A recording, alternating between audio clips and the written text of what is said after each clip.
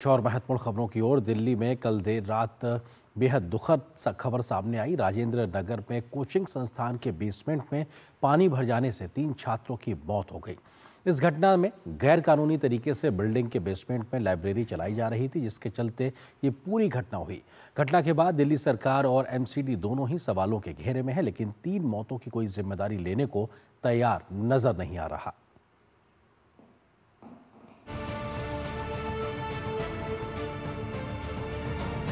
राजधानी दिल्ली के राजेंद्र नगर इलाके में सिविल सेवा परीक्षा की तैयारी करने वाले कोचिंग इंस्टीट्यूट की इमारत में पानी भरने से 3 छात्रों की मौत से हड़कंप मच गया। शनिवार शाम इस कोचिंग की इमारत में अचानक बाढ़ की तरह पानी भर गया।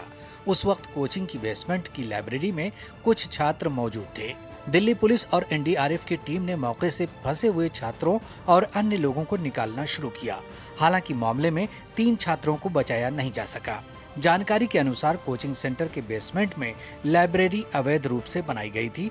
जारी अनुमति दस्तावेज में बेसमेंट में केवल स्टोरेज बनाने की अनुमति थी, जो हादसे के 18 दिन पहले ही दी गई थी। बावजूद इसके नियमों को ताक पर रखते हुए संचालक अवैध रूप से लाइब्रेरी चला रहा था। वहीं मामले में दिल्ली पुलिस की एफआईआर से कई बड़े खुलासे सामने आए हैं। एफआईआर से खुलासा हुआ है कि कोचिंग के मालिक अभिषेक गुप्ता पुलिस को कागज भी नहीं दिखा पाए। एफआईआर में ये भी सामने आया कि बेसमेंट में वाटर ड्रेनेज की भी व्यवस्था नहीं थी। पुलिस की एफआईआर में हादसे के लिए बिल्डिंग मैनेजमेंट ड्रेनेज सिस्टम के लोगों को जिम्मेदार बताया गया है। एफआईआर के मुताबिक बारिश का पानी सड़क पर 3 फीट तक भर गया था। घटना के बाद से लापरवाही के आरोपों के बीच दिल्ली सरकार और प्रशासन के खिलाफ छात्र आक्रोशित हैं। दिल्ली सरकार ने घटना की मजिस्ट्रेट जांच के आदेश दिए हैं। साथ ही 24 घंटे के भीतर रिपोर्ट देने का भी निर्देश दिया है।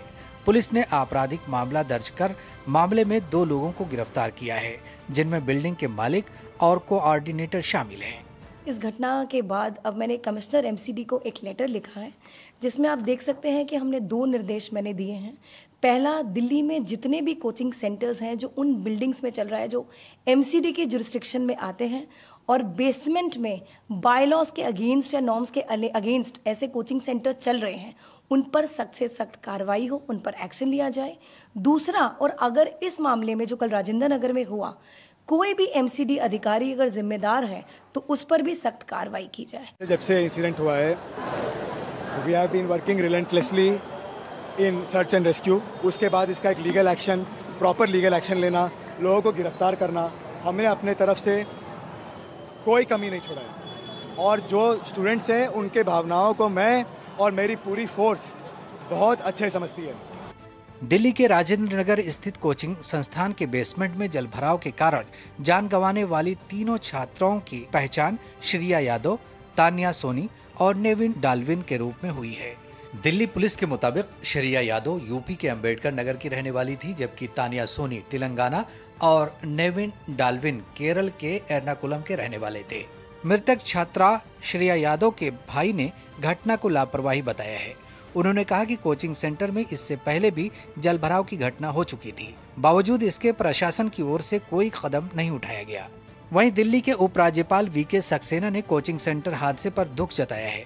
दिल्ली के एलजी ने कहा कि ये घटनाएं स्पष्ट रूप से संबंधित एजेंसियों और विभागों द्वारा बुनियादी रखरखाव और प्रशासन की विफलता की ओर इशारा करती हैं। एलजी ने कहा कि शहर में जल निकासी, संबंधित बुनियादी ढांचा और इनकी देखभाल की व्यवस्था स्पष्ट रूप से ध्वस्त हो चुकी है। एलजी ने कहा कि अपने घरों से दूर भारी फीस और किराया चुकाने वाले छात्रों की बुनियादी सुरक्षा सुनिश्चित न करने वाले कोचिंग संस्थानों और मकान मालिकों की भूमिका पर गौर करने की जरूरत है। जो कुछ हो रहा है वो अक्षम्य है और ऐसे मुद्दों को अब और अधिक नजरअंदाज नहीं किया जा सकता है। एलजी ने बताया कि उन्होंने संभागीय आयुक्त से मंगलवार तक दुखद घटना के हर पहलू का जायजा लेते हुए एक रिपोर्ट सौंपने को कहा है। एलजी ने कहा कि जो लोग भी कसूरवार होंगे उनके खिलाफ कड़ी कार्रवाई की जाएगी। राजेंद्र नगर में हुए हादसे से ये साफ है कि कैसे दिल्ली में नियम और कानून की धज्जियां उड़ाते हुए कोचिंग सेंटर माफिया छात्रों के जीवन के साथ खुलेआम खिलवाड़ कर रहे हैं। ऐसे में दिल्ली सरकार और प्रशासन के लापरवाह और गैर जिम्मेदाराना रवैये पर भी सवालिया निशान लग रहे हैं।